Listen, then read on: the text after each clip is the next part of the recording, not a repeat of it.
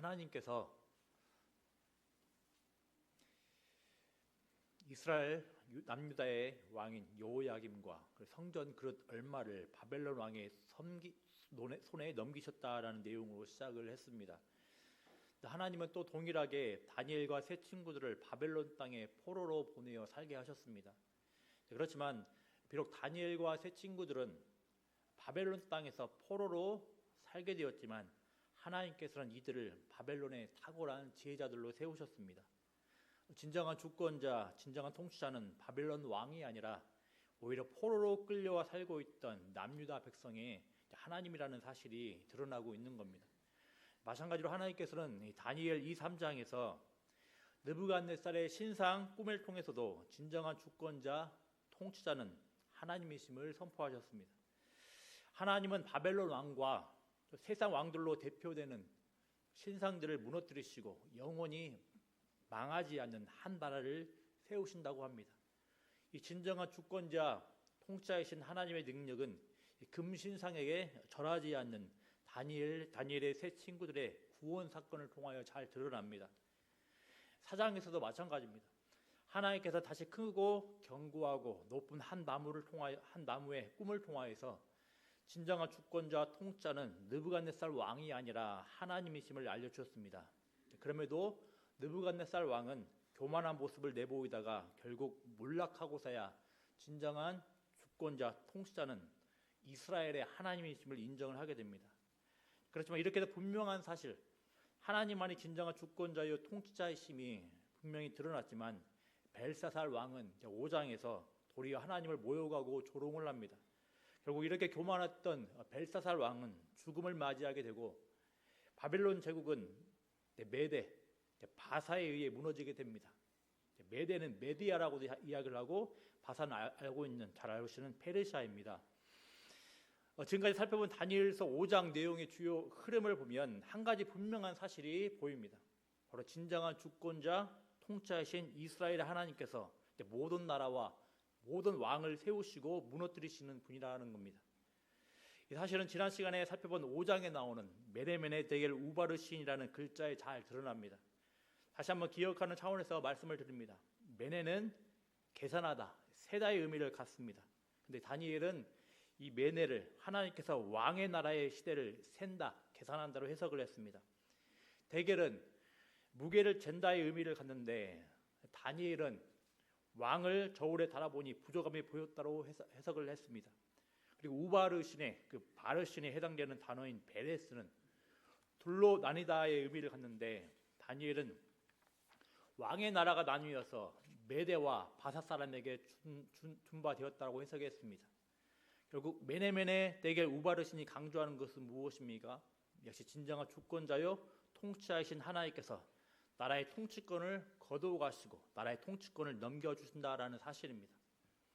오늘 살펴볼 다니엘 6장에는 자연스럽게 이런 하나님의 뜻에 따라 바벨론 나라를 넘겨받게 된 메대 사람 다리오의 통치가 나옵니다.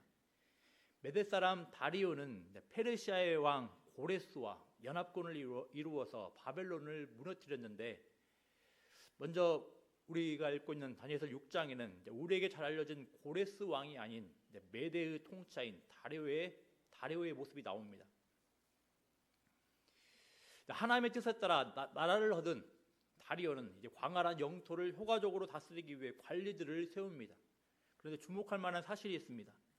바벨론의 셋째 통치자였던 다니엘이 여전히 고위 관료로서 다리오의 나라에서 특정 역할을 하고 있다는 겁니다.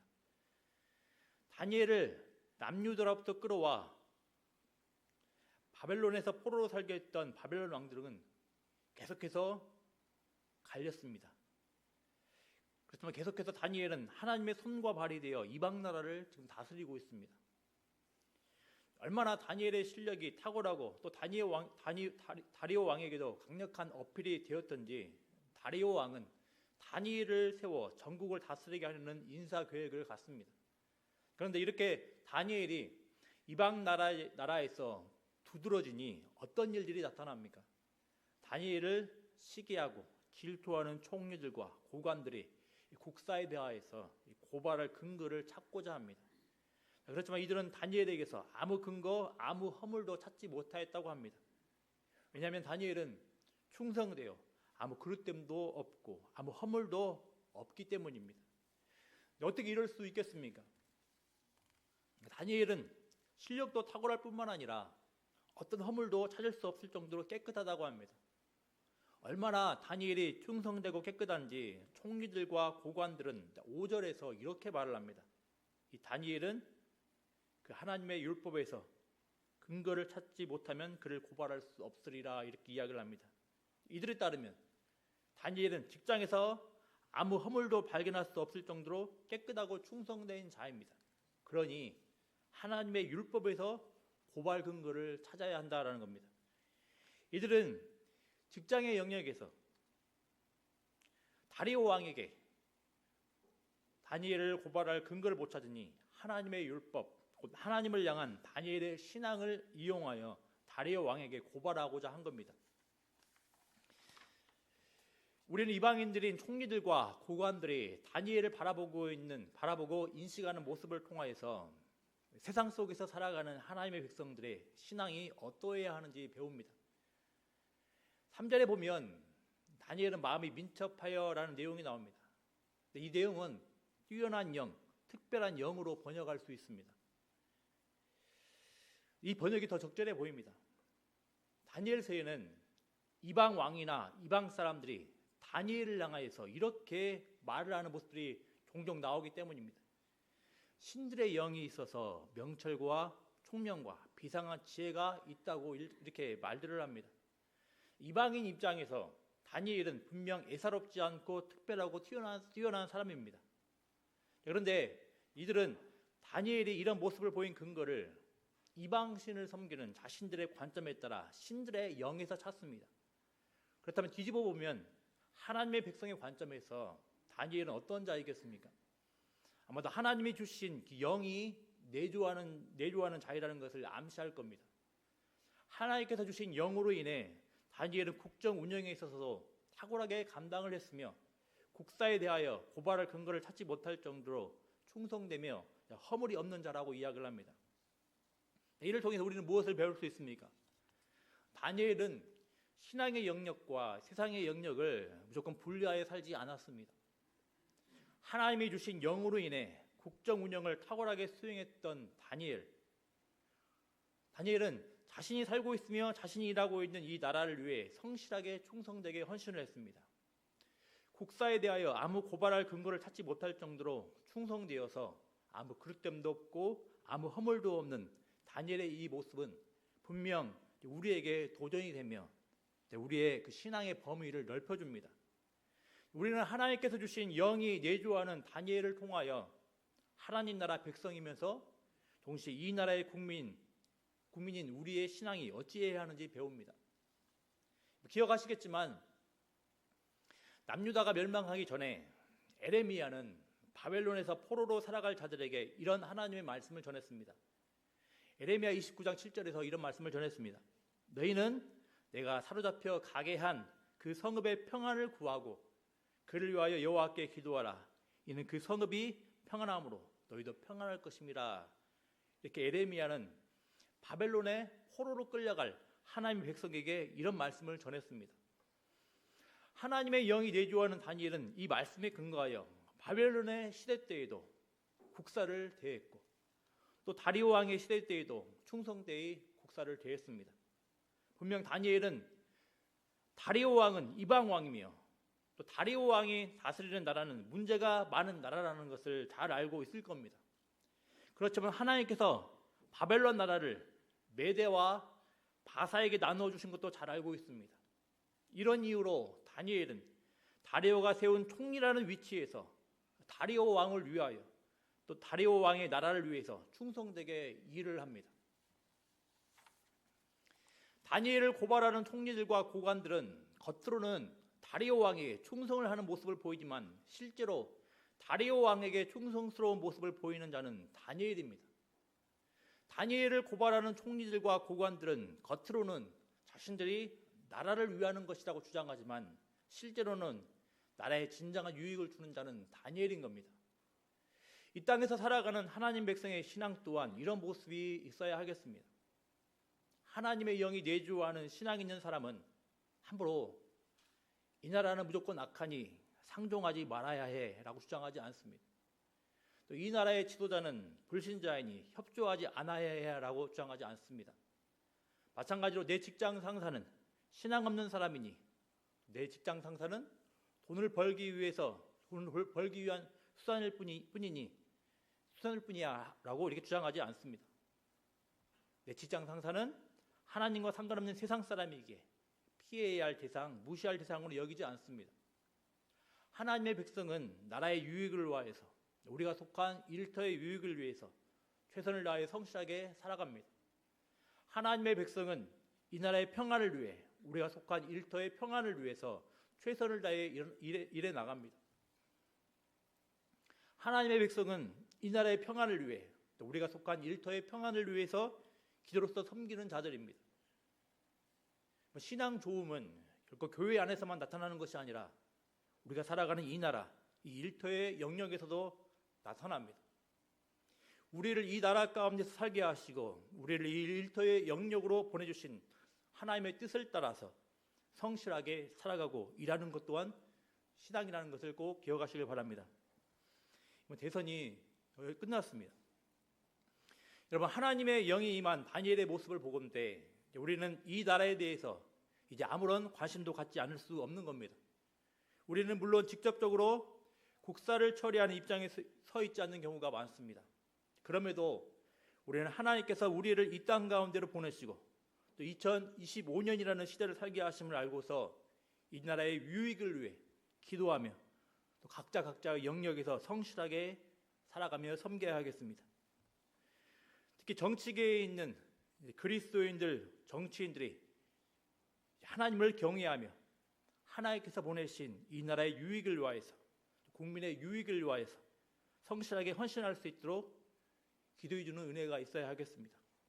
더불어 우리 각자가 보냄받은 영역에서 직장이 되었든 학업의 현장이 되었든 가정이 되었든 여러 현장이 되었든 성실하게 충성되이 헌신하는 은혜가 있어야 하겠습니다. 세상 사람의 질투와 시기를 받을 정도로 말입니다. 국사에 대하여 다니엘을 고발할 근거를 찾지 못한 자들은 다른 모의를 합니다. 왕에게 한 법률과 한 금령을 세우는 겁니다. 그래서 30일 동안 누구든지 왕 외의 어떤 신에게나 사람에게 무엇을 구하면 사자굴에 던져 넣는다라는 겁니다. 그리고서 이들은 한 가지 더 추가합니다. 금령을 세운 조서에 왕의 도장을 찍어 다시 고치지 못하게 하는 겁니다. 이에 다리오 왕은 이들의 계략과 모의를 눈치채지 못하고 조서에 왕의 도장을 찍어 금령을 내리고 맙니다. 근데 왜 이들은 이런 모의를 했겠습니까? 이들은 다니엘이 하나님의 율법을 따라, 그 말씀을 따라 자신의 하나님을 향한 신앙을 포기하지 않으리라는 것을 알았기 때문입니다. 이 모의 앞에서 다니엘은 과연 어떤 선택을 하게 되겠습니까? 우리 10절 말씀 우리 같이 한번 읽어보겠습니다. 10절 말씀입니다.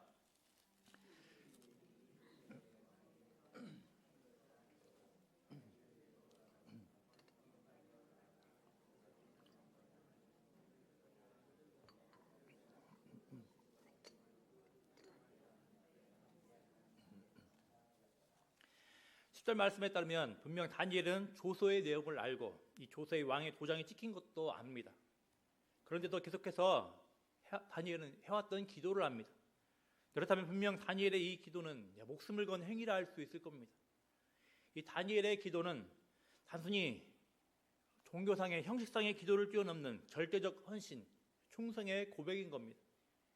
이런 점들은 10절에 다니엘이 예루살렘으로 향한 창문을 열었다는 점을 통해서 우리가 확인할 수 있습니다. 창문을 연다라는 것은 적들에게 은폐되지 않고 노출된다라는 것을 말합니다. 그래서 다니엘의 기도는 절대적인 겁니다. 사실 다니엘이 창문을 열지 않고 30일 동안 집에서 기도해도 그 누구도 뭐라 할 사람은 없을 겁니다. 그렇지만 다니엘은 창문을 열고 기도합니다. 다니엘의 기도는 단순히 종교상의 형식상의 기도가 아니라 자신이 헌신하고 신뢰하는 하나님에 대한 절대적인 고백인 것이기 때문입니다. 동시에 다니엘의 이 기도는 하나님을 향한 소망이 드러나는 기도임을 또 기억할 수 있겠습니다. 창문을 열고 기도하는 다니엘의 모습은 하나님을 향한 절대적 헌신, 충성이 나타나는 것일 수 있으나 우리는 이 창문이 예루살렘으로 향했다는 점도 생각해 봐야 하겠습니다. 말씀 한번 보겠습니다. 열왕기상 8장 48절 49절입니다. 열왕기상 8장 48절 49절 말씀 우리 같이 읽겠습니다.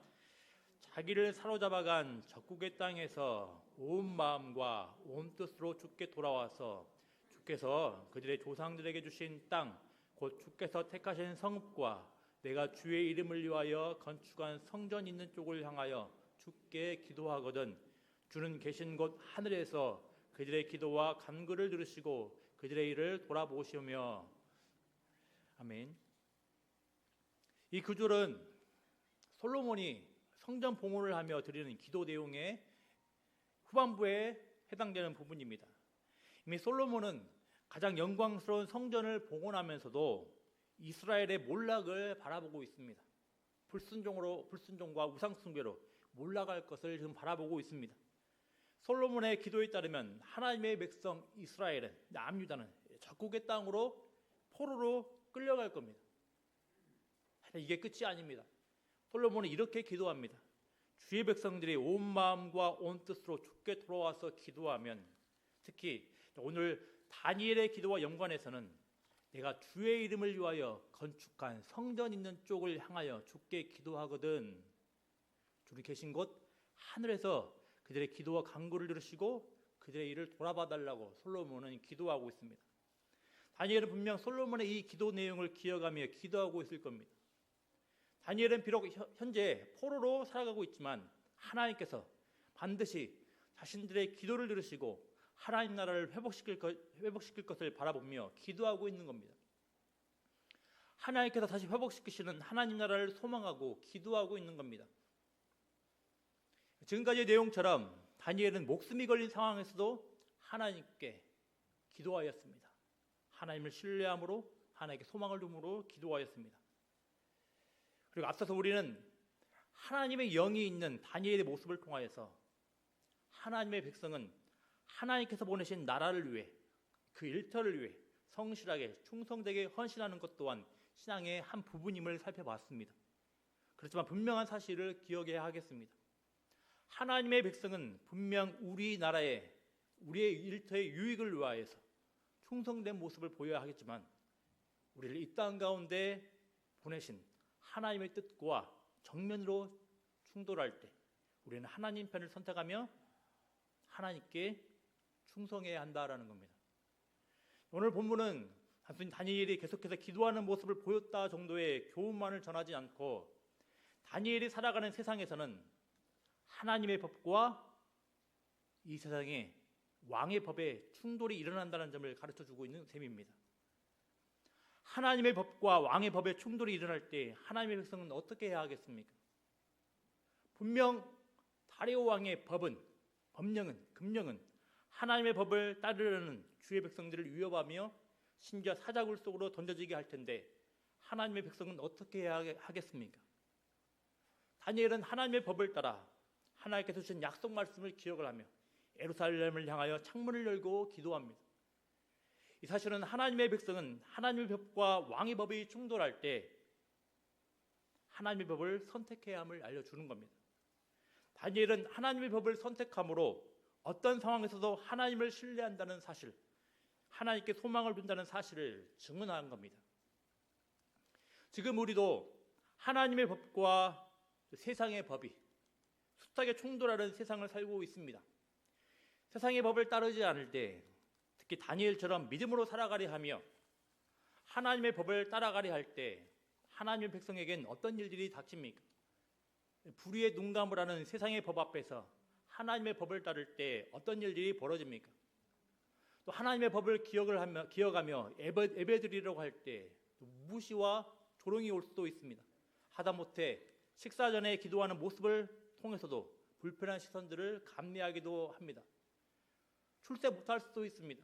승진 못할 수도 있습니다. 대놓고 혹은 은근히 따돌림 받을 수도 있습니다. 차별받을 수도 있습니다. 사업자 입장에서는 수입이 줄 수도 있습니다. 영업 실적이 줄 수도 있습니다. 학생들 입장에서는 좋은 성적을 못 받을 수도 있습니다.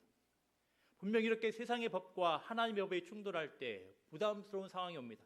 답답한 상황이 옵니다. 그렇지만 그럼에도 불구하고 주의 백성들은 어떤 편을 선택해야 하겠습니까? 하나님의 법을 선택하며 하나님의 법을 따를 수 있어야 하겠습니다. 다니엘은 하나님의 약속 말씀, 하나님의 법을 기억하며 기도합니다. 약속 말씀에 따르면 분명 하나님께서 주의 백성들을 회복시키실 겁니다. 그렇지만 실제 이 약속 말씀을 기억하며 기도하는 입장에서 바라보면 하나님의 행하심이 없는 것 같고 기약 없이 시간만 흐르는 것 같습니다. 과연 하나님께서 우리의 기도를 듣기는 하실까 고민됩니다. 더구나 세상의 법은 우리를 위협합니다. 세상에서 살아가기 힘들게 합니다.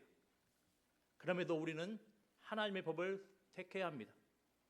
메대와 바사의 고치지 못하는 법령은 오히려 다리오의 나라를 위해 충성되게 헌신하는 다니엘을 지금 위협하고 있습니다. 이렇게 메대와 바사의 법령은, 이 세상의 법은 분명 무죄한 다니엘을 위협하는 한계가 많은 법입니다. 그렇지만 하나님의 법은 어떻습니까? 결코 그 누구도 억울하게 하지 않을 완전한 법입니다. 진실로 정의롭고 공의로운 법입니다. 회복시키시고 세우시는 법입니다. 결코 실패가 없는 법입니다. 온전히 우리 자신을 맡길 수 있는 법인 겁니다. 여러분, 어느 법에 주목하시렵니까? 세상의 법입니까? 하나님의 법입니까? 때로 세상의 법을 따르지 않고 하나님의 법을 따라 살아갈 때 여러모로 부담스럽고 힘겨운 일을 겪을 수 있습니다. 그렇지만 하나님을 신뢰함으로, 하나님께 소망을 둠으로 하나님의 법을 택하는 은혜가 있어야 하겠습니다. 이번 세상을 따라 자꾸 바뀌는 법을 신뢰하지 마십시오. 여기서 말하는 세상을 따라 자주 바뀌는 세상의 권세, 세상의 그릇된 법을 신뢰하지 마십시오. 영원히 변하지 않는 완전한 하나님의 법을 선택하며 하나님의 영광을 위하여 따라가는 복된 은혜가 있기를 기도합니다. 여러분, 다니엘이 택했던 법과 메대와 바사의 법을 비교를 해보십시오. 바벨론부터 해서 메대와 바사의 법은 계속해서 바뀝니다. 여러모로 흠결 많고 오류가 많은 법입니다. 계속해서 바뀌어질 세상의 법인 겁니다. 하지만 다니엘이 택했던 하나님의 법은 결코 어떤 시류에도 변하지 않을 진리의 법, 완전한 법이라는 것을 꼭 믿으시길 바랍니다. 다리오 왕은 자신이 도장을 찍은 조서가 실은 자신에게 충성스럽고 나라에 유익한 다니엘을 제거하는 음모임을 뒤늦게 알게 됩니다. 그래서 다리오 왕은 심히 근심하여 다니엘을 구원하려고 마음을 쓰며 건져내려고 힘을 다하지만 어찌하지 못합니다. 왜 그럽니까? 15절을 보면 다니엘을 구원하려고 해도 그러할 수 없는 이유가 나옵니다. 15절에서 다니엘을 생각을 하며 애타해하는 다리오 왕에게 나와서 또 이렇게 말을 합니다. 왕이여, 메대와 바사의 규례를 아시거니와 왕께서 세우신 금령과 법도는 고치지 못할 것이니이다. 이렇게 이야기를 합니다. 왜 다리오 왕은 다니엘을 구하지 못했습니까? 왕의 조서에는 고치지 못하도록 왕 자신에 의해 도장이 찍혔기 때문입니다. 결국 어쩔 방도가 없이 다리오 왕은 다니엘을 사자굴에 던져넣습니다. 그렇지만 다리오 왕은 여전히 다니엘이 구원받길 소망합니다. 자신에게 충직스러웠던, 자신에게 헌신했던, 이 나라의 유익이 되었던 다니엘이 구원받길 소망합니다. 그래서 다니엘에게 이렇게 말을 합니다. 네가 항상 섬기는 너의 하나님이 너를 구원하시리라. 과연 다리오 왕의 이 말은 어떤 말일까요? 체념 섞인 말이겠습니까? 아니면 간절한 바람이겠습니까? 과연 다리오 왕의 간절한 바람대로 다니엘은 구원받을 수 있겠습니까? 사자굴에는 말 그대로 다른 것이 아니라 사자가 가득합니다. 다니엘은 꼼짝없이 찢겨져 죽게 생겼습니다. 17절에는 다니엘이 구원받을 수 있는 가능성이 없음을 보여주는 조치들이 나옵니다. 이미 조서에 왕의 도장에 찍혀서 다니엘의 처형이 기정사실화 되었는데 또 17절 본문은 다니엘의 구원 가능성을 제거하는 조치가 계속해서 취해집니다. 먼저 돌을 굴려다가 굴러기를 막습니다. 이 사실은 어떤 외부의 도움으로 인해 다니엘이 구원받을 수 없음을 알려줍니다. 동시에 왕은 왕의 도장과 귀족들의 도장으로 굴어기를 봉하였다고 합니다. 이 조치는 다니엘에 대한 조치가 변경되지 않는다라는 점을 강조하는 겁니다. 이렇게 철저하게 다니엘의 구원 가능성은 제거되었습니다. 다니엘은 사자굴에서 죽을 운명에 처한 겁니다. 그 어떤 구원 가능성은 없습니다. 다만 한 가지, 앞서 살펴본 대로 다리오 왕의 모습에서 우리는 한 가지 희망 어린 힌트를 발견할 수 있겠습니다. 비록 다리오 왕은 이방 왕임에도, 이렇게 구원받을 수 없는 상황임에도 한 존재의 구원 가능성을 갈망합니다. 그분이 누구입니까? 다리오 왕의 입장에서 보는 다니엘이 항상 섬기는 하나님이십니다. 18절에 다리오 왕이 밤이 새도록 금식하고 그 앞에 오락을 그치고 잠자기를 마다하니라의 내용을 보나, 19절에서 또 왕이 새벽에 일어나 급히 사자굴로 갔다는 내용을 보나, 20절에 다니엘을 향하여 살아계시는 하나님의 종 다니엘아, 네가 항상 섬기는 네 하나님이 사자들에게서 능히 너를 구원하셨느냐라고 말하는 내용을 보나, 다리오 왕은 다니엘이 구원받길 간절히 바라고 있었음을 알 수 있습니다. 물론 다니엘이 바라는 대로 그렇게 된다라는 보장은, 가능성은 없겠지만 말입니다. 무엇보다 과연 세상의 법을 따르지 않고 하나님의 법을 따르고자 목숨을 마다하지 않았던 다니엘의 앞날은 어떻게 되었겠습니까? 과연 세상의 법을 따르지 않고 하나님의 법을 따른 다니엘은, 이 다니엘을 과연 다니엘의 하나님은 구원하셨겠습니까? 구원하시겠습니까? 우리 같이 22절 말씀을 읽어보겠습니다. 22절 말씀입니다. 나의 하나님이 이미 그의 천사를 보내어 사자들의 입을 봉하셨으므로 사자들이 나를 상의하지 못하였사오니 이는 나의 무죄함이 그 앞에 명백함이오며 또 왕이여 나는 왕에게도 해를 끼치지 아니하였나이다 하니라. 아멘. 하나님께서 다니엘을 구원하셨습니다. 하나님께서 느부갓네살이 풀무불 가운데서 던져놓은 다니엘과 세 친구들을 풀무불 가운데서 구원하신 것처럼 하나님께서는 사자굴 가운데서 다니엘을 구원하셨습니다. 하나님께서는 돌로 막힌 사자굴 어귀를 개의치 않으시고 왕의 도장과 귀족들의 도장에 매이지 않으시고 하나님의 천사를 보내시어 다니엘을 구원하셨습니다. 왕과 귀족들은 다니엘을 향한 조치가, 다니엘을 향한 법이 확고하다는 것을 보이기 위해 사자굴 어귀에 봉인 조치를 했습니다. 그렇지만 우리 하나님께서는 사자들의 입을 봉하셔서 다니엘을 구원하셨습니다. 무엇보다 우리는 사자들에게서 구원받은 다니엘이 구원받은 이유에 대해서 주목해야 하겠습니다. 하나님께서 다니엘을 구원하신 이유는 무엇입니까? 다니엘의 무죄함이 하나님 앞에 명백하다라는 겁니다. 또 다리오 왕에게도 해를 끼치지 아니한 무죄한 자 있다고 이야기를 합니다. 이 하나님의 개입하심으로 인해 다니엘을 향한 처형 조치는 폐하여지고 도리어 다니엘을 음해한 자들이 사자굴에 던져지게 됩니다. 고대 바벨론의 관습에 따르면 희생자가 극심한 고문을 당하고도 다음 날까지 살아있다면 용서를 받는다고 합니다. 이 관습에 따라 사자굴 속에서도 살아남은 다니엘은 이 죄 용서를 받았습니다. 왜냐하면 다니엘이 살아남았다는 것은 다니엘이 진짜 무죄하며 따라서 신들의 개입에 있어서 다니엘은 살아남은 것이라고 다리오 왕은 분명히 판단을 했을 겁니다. 이렇게 다니엘은 진정한 하늘의 왕 앞에서 땅의 왕, 지상의 왕, 다리오 왕에게도 무죄가 입증된 겁니다. 하나님의 법을 위해 땅의 왕의 그릇된 법을 지키지 않는 것은 죄가 아니라는 겁니다. 하나님의 법과 세상의 법이 충돌할 때 하나님의 법을 따른 다니엘을 우리 하나님께서 세워주신 겁니다. 하나님께서 다니엘을 죄 없다 선언하셨기에 이제 그 어떤 왕도 다니엘을 죄인으로 선언할 수 없는 겁니다. 마찬가지입니다. 세상의 법은 여러 가지 방식으로 우리들이 살아가는 모든 영역에 도장을 찍음으로써, 봉인을 찍음으로써 우리를 절망적인 상황으로 이끌어갑니다. 억울한 일을 당할 수 있습니다. 분명 잘못한 것이 없이 하나님의 법을 따라 살려고 했을 뿐인데 여러 가지 오해를 받고 질타를 받고 살아갈 수도 있습니다. 가정에서나 직장에서나 학교에서나 사람들과의 관계에서 수없이 마음 아픈 일을 겪을 수도 있습니다. 이럴 때 우리는 내가 이러려고 신앙생활 하나, 이러려고 하나님의 법을 따라 사는가 하고 낙심할 때도 있을 겁니다. 그렇지만 우리는 꼭 기억을 해야 되겠습니다. 하나님께서는 반드시 세상의 법과 하나님의 법이 충돌할 때 하나님의 법을 선택하는 자들을 모른 척하지 않으십니다. 하나님은 분명하게 개입하시고 하나님의 법을 따라 살아가는 자들의 억울함을 풀어주실 것입니다.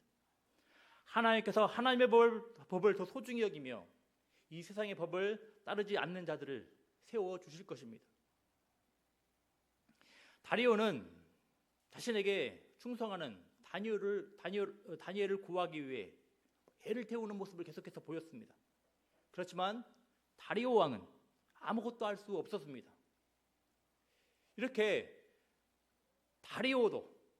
이방 왕 다리오도 자신에게 헌신됐던 다니엘을 살리기 위해 애쓰고 애태우는데, 그러면 하나님의 법에 신실하고자 애쓰는 다니엘을 우리 하나님께서 어떻게 대하시겠습니까?